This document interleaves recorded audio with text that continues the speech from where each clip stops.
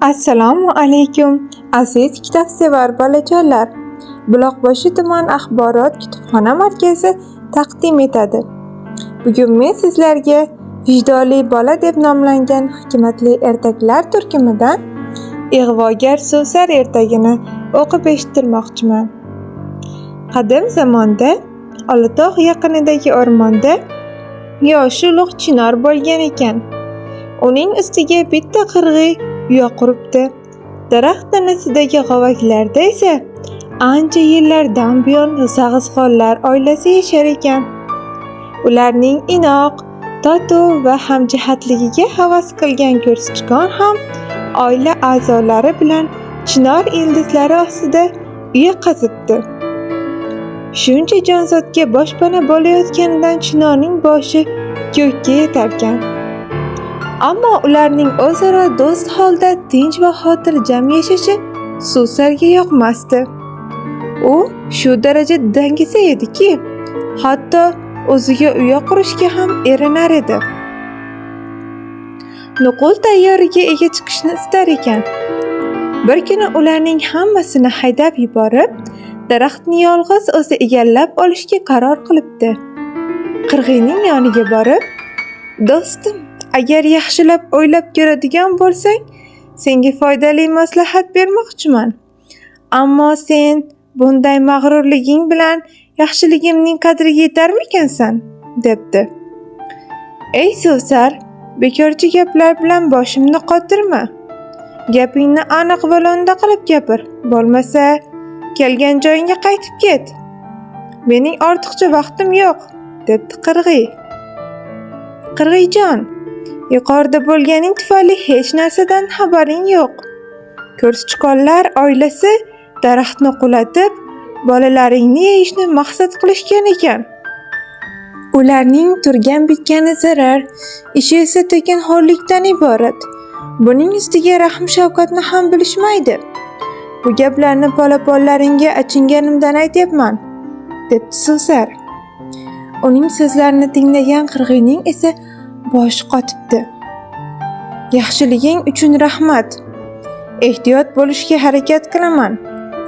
Agar ularning nojo'ya harakatlarini sezsam, hammasini jazolayman", debdi qirg'iy. Ig'vosi ish berayotganidan xursand bo'lgan Suvsar ko'rsichqonlar oldiga boribdi va debdi: "Sizlar qirg'iydan ehtiyot bo'lishingiz kerak. U hammangizni yeyish uchun fursat kutyapti. Buni o'z og'zidan eshitdim. Hushyor bo'linglar. Shuni bilingki, men sizlar tomondaman. U sizlarga yaqinlashguday bo'lganini ko'rsam, tilga pora qilib tashlayman", debdi Suvsar. Bir necha kun o'tgach, Suvsar zag'izxonning yoniga borib, chinor undan shikoyat qilayotganini, tez orada ularni ko'chirib yubormoqchiligini aytibdi. Ana shundan keyin chinor daraxti va unda yashayotganlarning huzur halovati yo'qolibdi.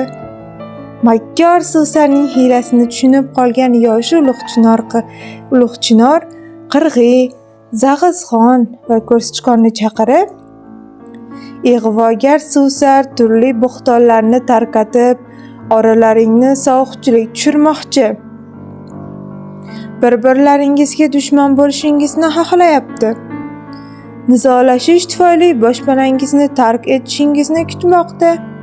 Unga aldanmang, bir yoqadan bosh chiqarib hamjihatlikda yashayvering", debdi. Qirg'iy, zag'izxon va ko'rsichqon Suvsarni bir-birlariga nima deganini bilgach, chinor haq ekanini anglashibdi. Ular Suvsarni juda yomon ko'rib qolishibdi. Uning yoniga kelib, "Hoy ahmoq Suvsar, g'iybatchilik, g'alamislik qilgani uyalmaysanmi?" deya tanbeh berishibdi. Ulardan qo'rqqan Suvsar lip etib o'zini o'rmonga urib, juftakni rostlab qolibdi. Shundan keyin u bunday qalin do'stlarni bir-biriga qayrab bo'lmasligini, ularni urushtirib qo'yish imkonsiz ekanini tushunib yetibdi. Chinor daraxtida yashovchilarning shodon kunlari yana qaytib kelib, o'z uyalarida tinch osoyishta yashay boshlashibdi. So'zlar esa yana uysiz qolibdi.